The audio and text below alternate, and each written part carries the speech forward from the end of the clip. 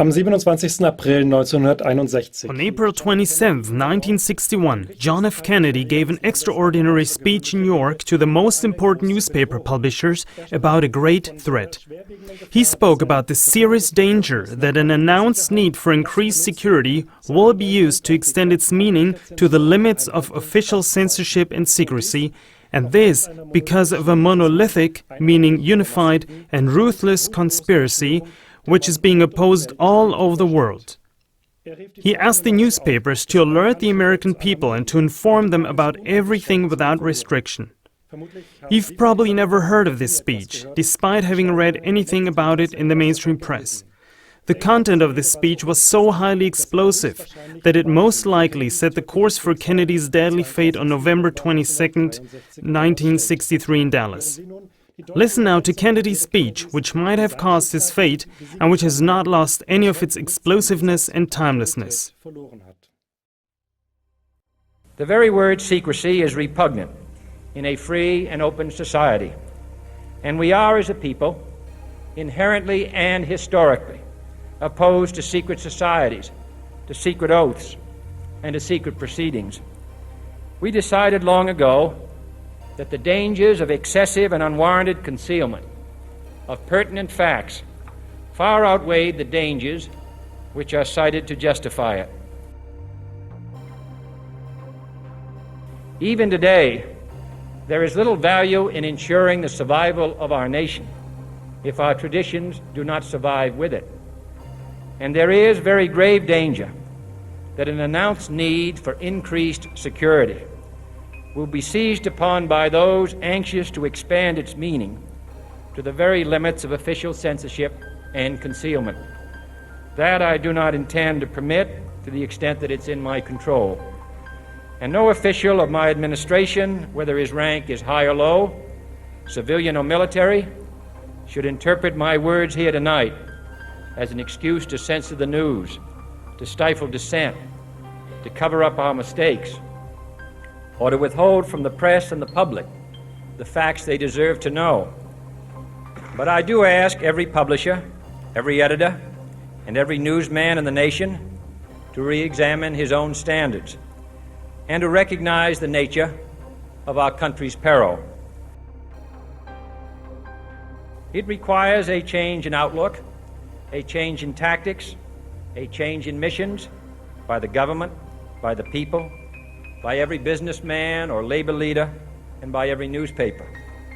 For we are opposed around the world by a monolithic and ruthless conspiracy that relies primarily on covert means for expanding its sphere of influence, on infiltration instead of invasion, on subversion instead of elections, on intimidation instead of free choice, on guerrillas by night instead of armies by day.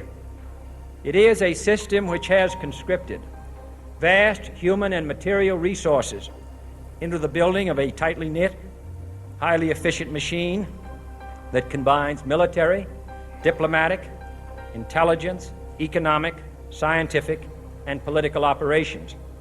Its preparations are concealed, not published. Its mistakes are buried, not headlined. Its dissenters are silenced, not praised. No expenditure is questioned, no rumor is printed, no secret is revealed. It conducts the Cold War, in short, with a wartime discipline no democracy would ever hope or wish to match.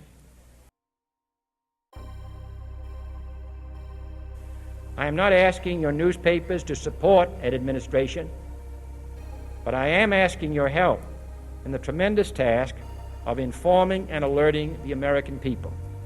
For I have complete confidence in the response and dedication of our citizens whenever they are fully informed. I not only could not stifle controversy among your readers, I welcome it. This administration intends to be candid about its errors. For as a wise man once said, an error doesn't become a mistake until you refuse to correct it. We intend to accept full responsibility for our errors, and we expect you to point them out when we miss them. Without debate, without criticism, no administration and no country can succeed, and no republic can survive. That is why the Athenian lawmaker Solon decreed a crime for any citizen to shrink from controversy. And that is why our press was protected by the First Amendment, the only business in America specifically protected by the Constitution, not primarily to amuse and entertain, not to emphasize the trivial and the sentimental, not to simply give the public what it wants, but to inform, to arouse, to reflect, to state our dangers and our opportunities, to indicate our crises and our choices, to lead, mold, educate, and sometimes even anger public opinion. This means greater coverage and analysis of international news, for it is no longer far away and foreign, but close at hand and local. It means greater attention to improved understanding of the news, as well as improved transmission. And it means, finally, that government at all levels must meet its obligation to provide you with the fullest possible information outside the narrowest limits of national security. And so it is to the printing press, to the recorder of man's deeds, the keeper of his conscience, the courier of his news, that we look for strength and assistance, confident that with your help, man will be what he was born to be, free and independent.